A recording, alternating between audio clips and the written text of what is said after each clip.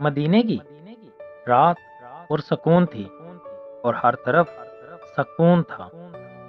حضرت عمر فاروق رضی اللہ تعالی عنہ حسب معمول گشت پر تھے۔ آپ لوگوں کی حالت دیکھنا چاہتے تھے کہ کوئی مشکل میں تو نہیں۔ اسی دوران ایک گھر سے بچوں کے رونے کی آواز آئی۔ حضرت عمر رضی اللہ تعالی عنہ اس دروازے کے قریب گئے۔ اندر ایک عورت اپنے بھوکے بچوں کو دلاسا دے رہی تھی۔ چولہے پر برتن رکھا تھا مگر اس میں صرف پانی تھا۔ بچے بھوک سے بے چین اور ماں سے بے بس نظر آ رہی تھی۔ حضرت عمر رضی اللہ تعالی عنہ نے آہستہ سے پوچھا، بہن تم بچوں کو کیوں بہلا رہی ہو؟ عورت نے درد بھری آواز میں جواب دیا، کئی دن سے کھانا نہیں ملا، پانی چڑھایا ہے تاکہ بچے سو جائیں۔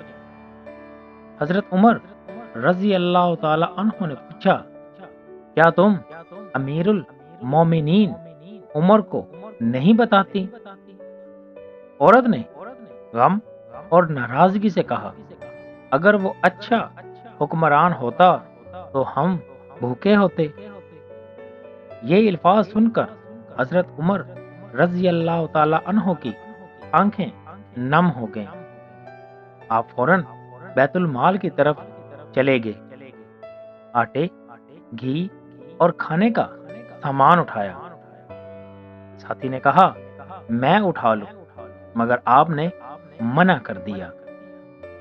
حضرت عمر رضی اللہ تعالی عنہ نے فرمایا، کیا قیامت کے دن میرا بوجھ بھی تم اٹھاؤ گے؟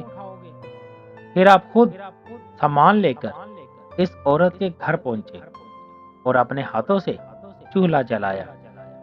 آپ نے خود کھانا پکایا اور بچوں کو کھلایا۔ جب وہ پیٹ بھر کر مسکرانے لگے تو آپ نے شکر ادا کیا۔ آپ کچھ دیر تک بچوں کو دیکھتے رہے اور سر جھکائے کھڑے تھے۔ آپ کا دل اللہ کے خوف سے لرز رہا تھا۔ جب آپ جانے لگے تو عورت نے پوچھا، تم کون ہو؟ حضرت عمر رضی اللہ تعالی عنہ نے فرمایا، میں وہی عمر ہوں جس کی شکایت تم اللہ سے کر رہی تھی۔ دوستو، اس واقعے سے ہمیں کیا سبق ملتا ہے؟ کہ اسلام میں حکومت طاقت نہیں، ذمہ داری اور جواب دہی کا نام ہے۔ اصل لیڈر وہ ہے جو راتوں کو جاگ کر اپنی امت کی بھوک محسوس کرے۔ انصاف وہ ہے جو کمزور کے دروازے تک خود چل کر جائے۔ یہی وہ کردار ہے جس نے اسلام کو عظیم بنایا۔